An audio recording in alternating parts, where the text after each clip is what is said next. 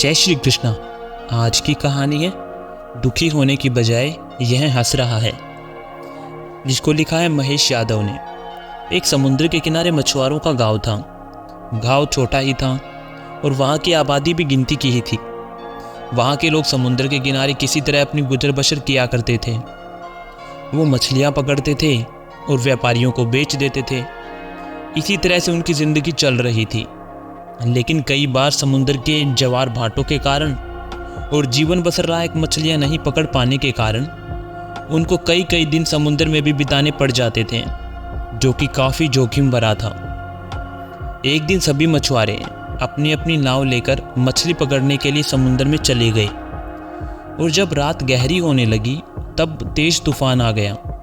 फिर उस तूफान के कारण मछुआरों की नावें अपना रास्ता भटक गई और समुद्र के किनारे से बहुत दूर निकल गई। उन्हें दूर दूर तक कोई दिखाई नहीं पड़ रहा था। दिशा और दूरी का उन्हें कोई अंदाजा तक नहीं लग पा रहा था। गांव में जब मछुआरों के परिवार वालों को तूफान का पता चला तो उन्हें अपने सगे संबंधियों की चिंता हुई। उनकी पत्नियां और बच्चे समुद्र तट पर आ गए और फिर ईश्वर से अपने परिजनों को बचाने के लिए प्रार्थना करने लगे। वो सभी पहले से ही बड़े दुखी थे और रो रहे थे कि तभी अचानक एक और संकट आ गया। एक मछुआरे की झोपड़ी में आग लग गई, जो कि वाकई में काफ़ी दुखद घटना थी। लेकिन जब सुबह हुई तो सभी की खुशी का ठिकाना नहीं रहा, क्योंकि सभी मछुआरों की नावें समुद्र तट पर लगी हुई थी। परंतु जिस मछुआरे के घर में आग लग गई थी, उसकी पत्नी ने रोते हुए अपने पति से कहा, हम बर्बाद हो गए। हमारा घर और हमारे घर का सारा सामान आग में जलकर राख हो गया। इस बात पर उसका पति जोर जोर से हंसने लगा।